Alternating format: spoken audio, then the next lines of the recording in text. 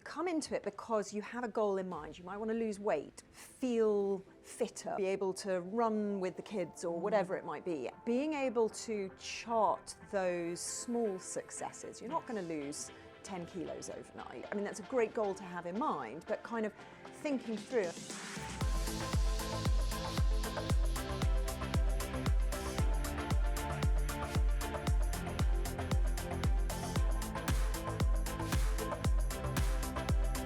What is a healthy habit, or what is a habit, and how do we define it? So I have a very specific definition of a habit, which is very much from the science, which is really to say a habit is something that we can predict you're going to do in the future based on what we know you've done in the past. So the more likely you are to do something in the future based on what we know you have done in the past, the more likely you can define something as a habit. And generally, when we're looking at habits in terms of that time scale, really you're going to struggle to form a habit or to make that predictable behaviour in less than about 6 to 8 weeks is what we generally say. And obviously that depends on the size of the habit, the size of the change you're trying to make, but you need to get that predictable, reliable behaviour to be able to say, I've truly formed a habit that will kind of last going forwards. Do you think the challenge is that people almost go big for their habits? Is that what tends to be the case? So I think there are a number of huge challenges with habits. I think one is we want to change the world tomorrow, and I think we definitely go too large with our habits, and actually you've got to build them up slowly over time. It's great to have a big hairy goal to go for, but you've got to have a journey to get there and really embed those habits, as I say, over a long period of time to kind of really make sure that you've got them in place. I think often we're really unrealistic in our habits. Sometimes I think we need to really reflect our life, how we run our lives, what the structure of that is, and work out how we can work into that. And I think that's a real challenge when it comes to things like New Year's resolutions, because I think people think they're going to change their life on a sixpence because it's flipped over from the 31st of December to the 1st of January. And actually, largely your life's pretty similar between those two dates. And therefore, you've kind of got to think, well, if I'm going to make these changes, how do they really work in the real world, not in the wonderful fantasy world we have where we're perfect humans that can transform our lives overnight? Well, we have a perfect human who can transfer her life overnight. Lizzie, I mean, can you bring that to life a bit? You know, is January really a good time or a bad time to start healthy habits? I come from the world of sport like you do, so our season started kind of September time. So January really meant nothing to us.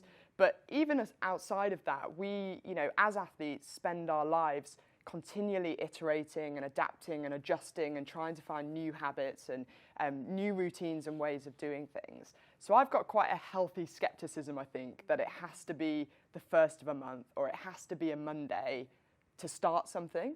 And the real problem with that is if and when you do fall off that habit, you know, say you wanted to go vegan for the whole of January, but you've had a bacon sarnie on the 3rd of Jan. Naughty, yeah. Lots of people just give up at that point and they say, okay, well, that's me, I'll try again in February or next year.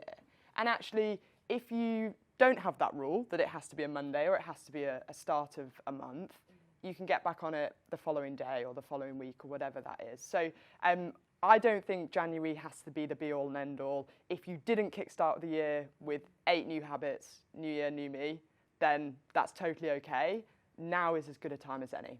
I love that whole mindset of why do we look for milestones to start our goal or our healthy habits? Why don't we just apply it straight away?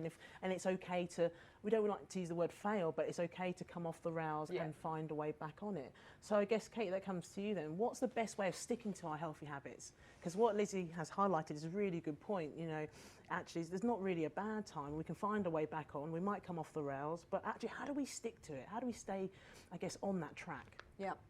I think one of the big things that causes people also to come off the tracks is that expectations in terms of changes that you might see are going to be really, really fast, right? You come into it because you have a goal in mind. You might want to lose weight or feel fitter or be able to run with the kids or whatever it might be. And I think being able to chart those, and acknowledge those small successes. You're not going to lose 10 kilos overnight. You've got to, that's a great goal to have in mind, but kind of thinking through. And I think there are a couple of, again, to use the sort of science behind it, there are a couple of big theories around why some of these things are challenged.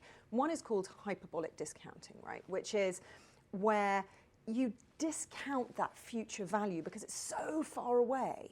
So it suddenly seems really hard to go for that run because you're kind of thinking, well, I sort of want to lose 10 Ks in 6 months' time, but actually I don't really want to get out of bed at 6 o'clock in the morning and it's dark, and that's where you've got to start saying to yourself, well, maybe I'll bring that reward a little closer. What could I do to treat myself, to reward myself for that instant moment where you've actually made that effort to get out of bed at 6 o'clock in the morning, go for a run in the dark?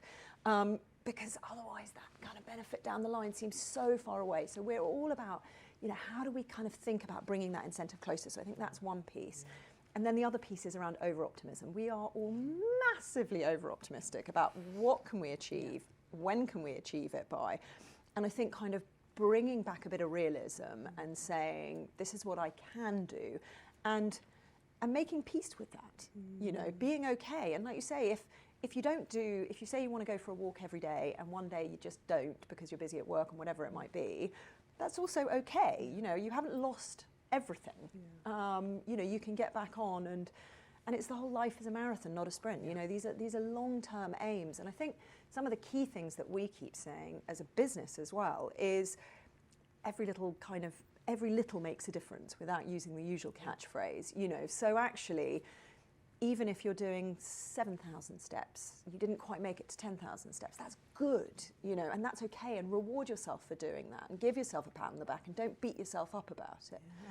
And I think those are some of the bits around how the science works with the practicality of, be realistic about it.